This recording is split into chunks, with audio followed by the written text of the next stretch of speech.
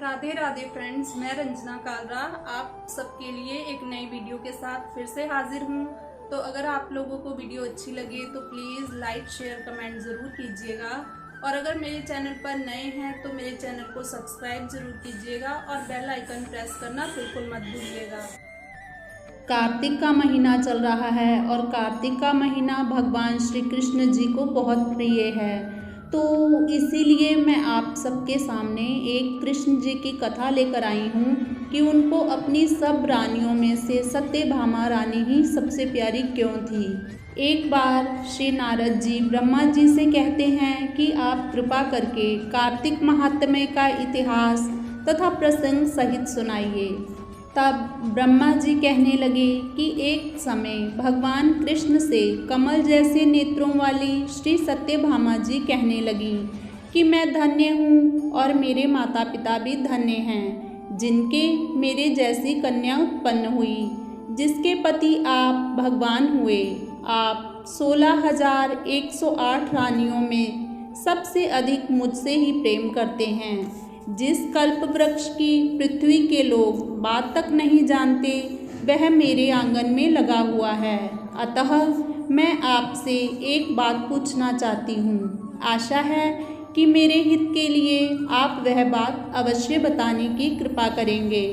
इतनी बात सुनकर श्री कृष्ण जी सत्यभामा का हाथ पकड़कर उस कल्प वृक्ष के नीचे ले गए और कहने लगे कि हे सत्यभामे, सब रानियों में से तुम मुझको सबसे अधिक प्रिय हो। तुम्हारे स्नेहवश मैंने इंद्र से विरोध करके यह कल्प वृक्ष स्वर्ग से लाकर तुम्हारे आंगन में लगाया। मैं तुम्हारे लिए अदेय भी दे सकता हूँ, अकथ्य भी कह सकता हूँ। अब तुम मुझसे यदि गुप्त से गुप्त बात पूछोगी तो वह भी मैं बताऊँगा। सत्यभामा कहने लगी कि हे स्वामिन, पहले जन्म में मैंने ऐसा कौन सा पुण्य का काम किया था जिससे मैं आपकी अर्धांगिनी बनी और गरुड़ पर बैठकर आपके साथ इंद्र आदि लोकों में भी जा सकती हूँ। पिछले जन्म में मैं कौन थी, किसकी कन्या थी, आप विस्तार पूर्वक बताएं। भगवान कृष्ण कहने लगे कि हे सत्यभामे, तुम विस्तार पूर्वक सुनो। मैं सब वृतांत विस्तार पूर्वक कहता हूँ। पहले सतयुग के अंत में मायापुर में अत्रि कुल में वेद तथा शास्त्रों को जानने वाला देव शर्मा नाम का एक ब्राह्मण रहता था।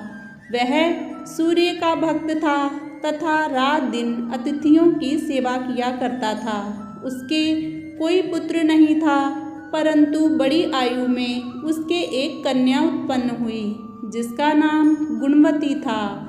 देव शर्मा ने चंद्र नामक अपने एक शिष्य के साथ अपनी कन्या गुणवती का विवाह कर दिया।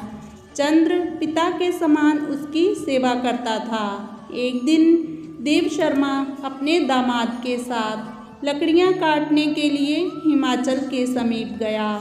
वन में इधर उधर घूमते हुए उन्होंने एक महाभयंकर राक्षस देखा। उसको देख वे दोनों भागने में असमर्थ हो गए और दोनों ही उस राक्षस के हाथों मारे गए। परंतु उस क्षेत्र के प्रभाव और अपने कर्मों के कारण हमारे बैकुंठ धाम को प्राप्त हुए, क्योंकि जैसे मेघ से बरसा हुआ जल सब नदियों द्वारा समुद्र में प्रवेश पा जाता है, वैसे ही गणेश, शिव, सूर्य, विष्णु किसी भी देवता की उपासना की जाए हमको ही प्राप्त हो जाती है। इसी प्रकार वे दोनों सूर्य के भक्त हमारे दूतों द्वारा विमान में बैठकर हमारे लोक को प्राप्त हो गए। उन दोनों के मरने की खबर सुनकर गुणवती बड़ा विलाप करने लगी और पुकारने लगी, हे पिता, हे पति, तुम्हारे बिना मेरा निर्वाह कैसे होगा?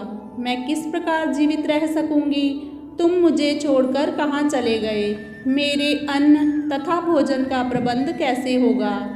मेरे लिए अब कोई ठिकाना नहीं रहा। इस प्रकार विलाप करती हुई वह वृक्ष की तरह बेहोश होकर पृथ्वी पर गिर गई, और जब कुछ चेतना आई तो उसने घर का सामान बेचकर उन दोनों की अंत्येष्टि क्रिया की और मेरी भक्ति में सदा तत्पर रहने लगी। इसी प्रकार कार्तिक मास आ गया और वह कार्तिक के व्रत करने लगी तथा एकादशी का भी व्रत करने लगी। यह दोनों ही व्रत भगवान को अति प्रिय हैं तथा मुक्ति और ऐश्वर्य को देने वाले हैं।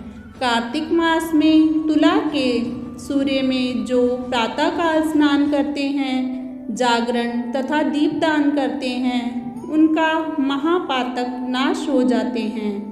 जो मंदिर में जाकर झाड़ू देते हैं या भगवान की पूजा करते हैं, वह जीवन मुक्त हो जाते हैं। जो तुलसी के वन की पालना करते हैं, वह फिर इस संसार में आकर जन्म नहीं लेते। एक समय वह ज्वर से पीड़ित हो गई। वह दुर्बल शरीर वाली गुणवती गंगा स्नान को गई। अतएव गंगा जी में प्रवेश करते ही शीत के मारे उसकी देह कांपने लगी और वह शिथिल होकर वहीं पर गिर पड़ी।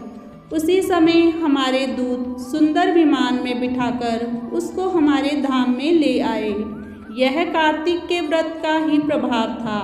फिर द्वापर में ब्रह्म आदि देवताओं की प्रार्थना पर इस पृथ्वी का भार उतारने के लिए हमने कृष्ण अवतार लिया।